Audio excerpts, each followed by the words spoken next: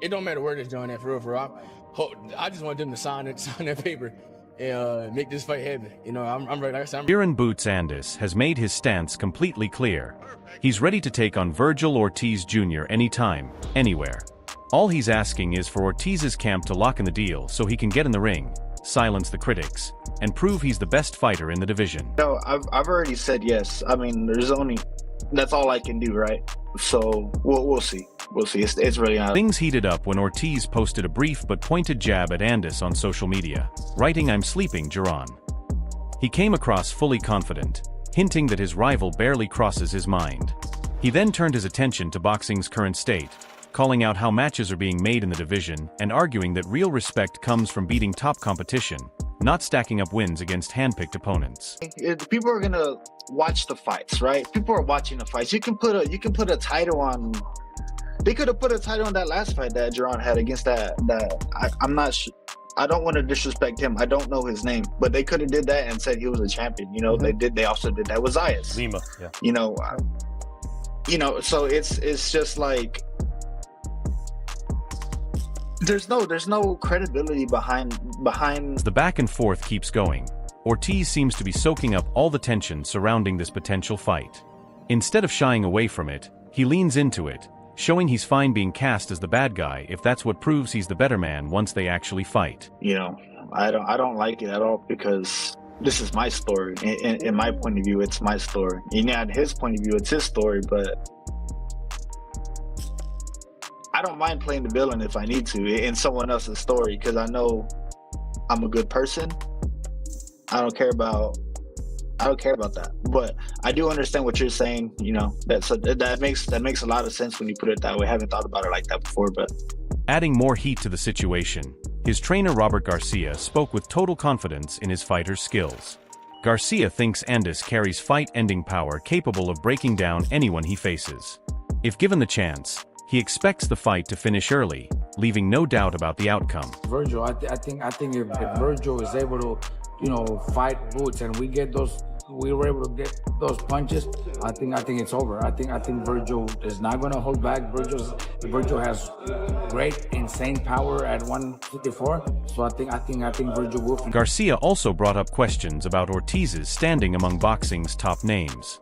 In his eyes, truly elite fighters don't just get through tough moments, they take control of them. He suggested that cracking under pressure raises real doubts about whether someone actually deserves a spot among the sports pound-for-pound elite.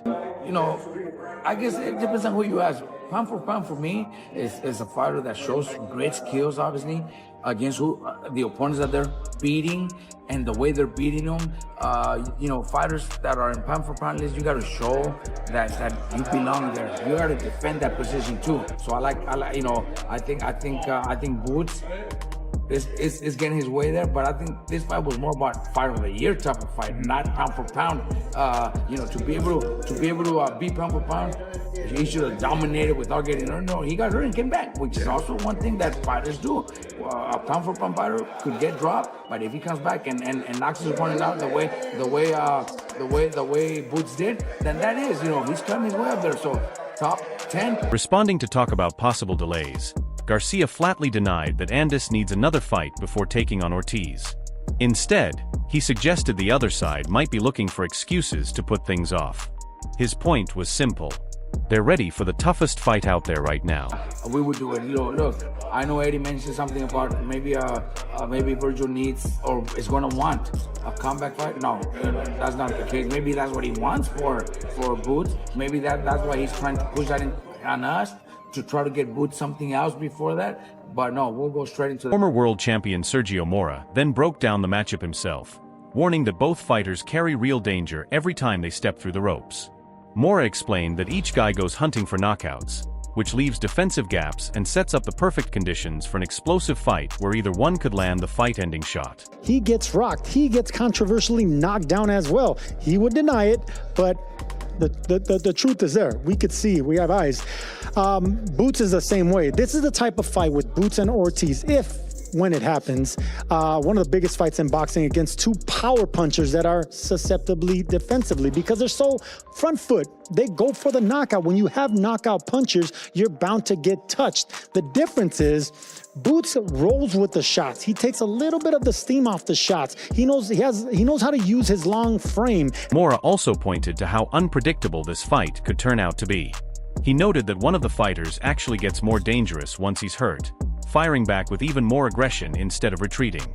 That kind of toughness makes the outcome hard to call and raises the odds of a dramatic knockout. On the other hand, he'll get up after getting dropped, shake his head, and put it in another gear, in a meaner gear. That can work against a mean fighter like Vergil and run into shots, especially if you're buzzed. So when it does happen, hold on. It's going to be explosive. Someone's going to get knocked out. And I always pick a side, right, Mannix? I always say, oh, well, this guy's going to be the favorite. That's a legitimate... Shifting to the business side, Mora pushed everyone involved to stop talking and get the fight signed already. Even though both camps say publicly that they want this matchup, he warned that negotiations and promotional issues have killed big fights before. Fans are hoping this one doesn't end the same way. Sign the contract. As much as his promoter, Oscar De La Hoya, has been talking about that fight, make the fight happen. But we all know boxing. We all know the business. We all know that we want to squeeze in one more. He emphasized just how much is riding on this fight. World titles, legacy-defining moments, and huge paydays are all on the line. With that much at stake, Mora doesn't see any real justification for anyone to back out of what could become one of the era's biggest fights. Bird in the hand. These guys are on the cusp of making a lot of money and one of the biggest fights of the year, and it'll be a unification. So the belts are on the line. So then look, if the stars aligned and the promoters really want to make this fight happen and everyone involved from the managers, then make the fight happen. The money's there, and it will be one of the... Mora also noted that a lot of the usual roadblocks stopping major fights from happening simply aren't there this time. The funding seems to be in place. The location makes sense, with Las Vegas ready to host a big event. With fans pushing harder than ever for this fight, it's now up to the fighters and promoters to make it happen. Holds things up. Second, it's the location. I don't think that's going to be a problem. Vegas. That's a West Coast fight. Vegas. I know, I agree with you. Yeah. It's a West Coast fight. Las Vegas, 100%. You'll get the money and you get the attention. You get the hardcore rabid fans. So what's the problem now? The money's taken care of. The location's taken care of. We have enough time. Boxing media figure Chris Manx also weighed in, zeroing in on the dangerous tools both fighters bring to the table.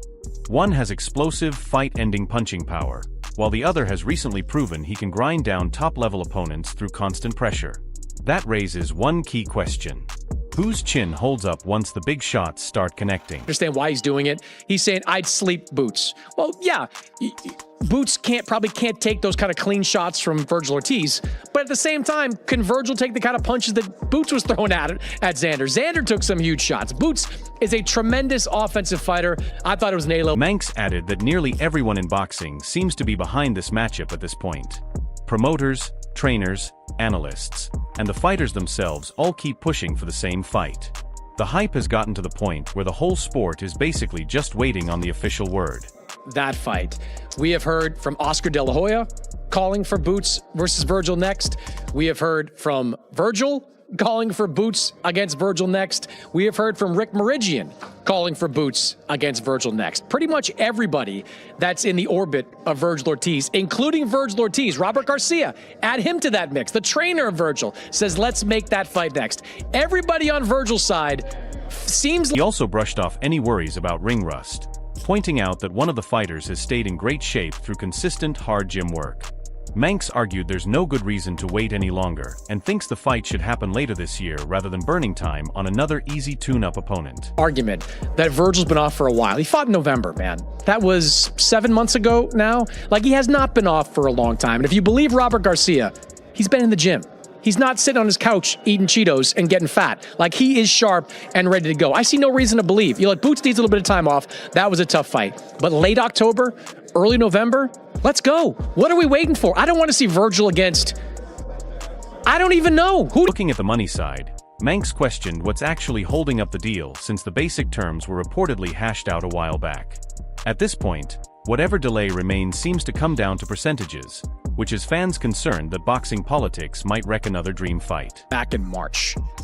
why wouldn't you be ready to make it right now? Like, you know what the money's going to be. You know how much it's going to cost. Now, maybe you've got to goose Boots a little bit, change the percentage a little bit, because Boots is now the unified champion. Boots is now coming off a big win like he had. But you know what the financials are. It took months, but Rick Meridian and Eric Gomez and Oscar De La Hoya seem to be on the same page on the pay scale of Vergil Ortiz. I don't want to see something weird happen. Well, normally it's the money that... Respected trainer Breadman then broke down the stylistic clash both fighters are facing. He believes tight, quick combinations thrown up close could throw off a taller opponent's timing and flow completely. If the champion gets sloppy while loading up on power shots, those gaps could get punished right away. Stylistically, to me, the hardest fight for Boots is Vergil Ortiz. That's my honest opinion. Vergil Ortiz... Boots got them long, kind of like gangly arms, right? And sometimes he load up a little bit, and Vergil Ortiz punch short and compact, right in the mid-range on the inside, right where Boots like it. And in exchanges, Vergil Ortiz, I don't think he's as fast as Boots for like combinations of punches, but I do think that if Boots is throwing single shots, that Vergil's short, compact. Breadman also warned that even small mistakes could carry huge consequences in a fight this big. Showing off, dropping the guard, or losing concentration for just a second could open the door to dangerous counters from someone who's constantly throwing punches at close range. Staying disciplined the whole fight will be absolutely key. Dude, Vergil don't play like Boots play. Boots sometimes put his hands down, he leans back, he do all kinds of stuff. Roll the shots. Yeah, Boots does a lot of stuff where Vergil kind of just stays in one place and just fires right from where he's at. So in my opinion, I still think Boots can beat Vergil, but I do look at that fight and say Boots got to really be on his A game. He cannot be doing all of that kind of stuff where that boy's just firing right from the point of attack, right there in the mid-range fire. Trainer Malik Scott gave maybe the strongest praise for Ennis so far, calling him a once-in-a-generation talent who stands apart from every other top welterweight. Scott believes Ennis performs at such a high level that even someone as accomplished as Vergil Ortiz Jr. could end up looking completely outmatched. To have the Roy Jones, Montel Griffin 2 type of performances, not just against guys of that quality, but even against guys of higher. The discussion even brought up comparisons to the legendary Roy Jones Jr. during a conversation involving Malik Scott and Max Kellerman. They raised the idea that this fight could produce a similarly dominant showing if Ennis performs at his absolute best. Much of the excitement around this matchup comes from the belief that a truly special performance could change the entire division.